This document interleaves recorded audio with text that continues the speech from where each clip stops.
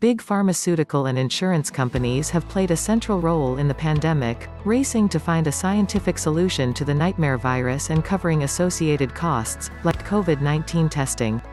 But the pandemic has also been good for many healthcare businesses. Johnson & Johnson, the pharmaceutical and consumer goods giant, developed the third vaccine authorized for use in the U.S. It ranks No. 1 among healthcare companies and No. 34 overall on the 2021 Global 2000 list.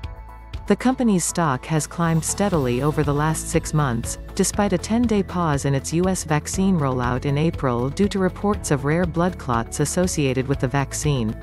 After 2 committee hearings, the Food and Drug Administration reaffirmed the decision to make the J&J vaccine available for anyone over the age of 18 in the U.S. J&J has promised not to turn a profit from its single-shot vaccine amid the pandemic, but its pharmaceutical business, consumer unit and medical device group all performed well over the last year. J&J's revenue increased 6% to $82.6 billion in 2020. The financial impact of producing a COVID-19 vaccine has at times been complicated. Pfizer, which developed the first COVID-19 vaccine authorized in the U.S. in partnership with German company BioNTech, lands at No. 3 on the list.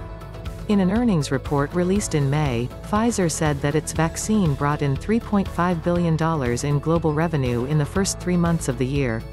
But that has not helped Pfizer's stock, which is trading at the same level as it did 2 years ago. Sanofi's COVID-19 vaccine is still in development, but that didn't stop the company from rising 45 slots on the global list to No. 7. Beyond healthcare and pharma companies, large insurers in the U.S. also emerged from the pandemic as winners.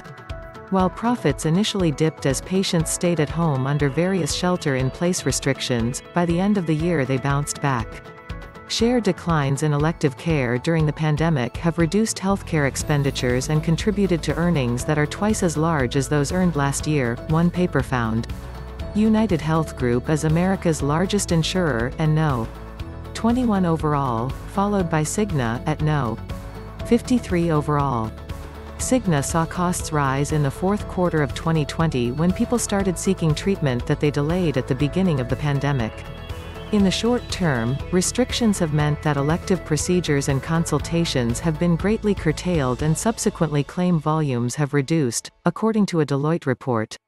But overall, the company did well. Its profits increased 67% from $5.1 billion in 2019 to $8.5 billion in 2020.